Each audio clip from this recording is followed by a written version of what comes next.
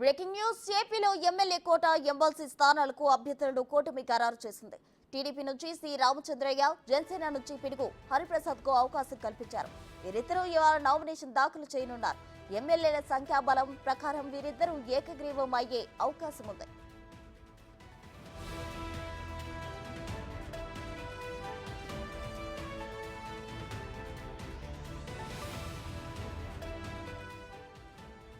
గతంలో వైసీపీ నుంచి ఇద్దరు ఎమ్మెల్సీలు టీడీపీలో చేరారు. ఎన్నికైన ఇద్దరు సభ్యుల్లో ఒకరు రాజీనామా చేయగా మరొకరిపై అనర్హత వేటు పడింది. ఇక్బాల్ పదవికి రాజీనామా చేసి టీడీపీలో చేరారు. సి రామచంద్రయ్యపై శాసనమండలి చైర్మన్ అనర్హత వేటు వేశారు.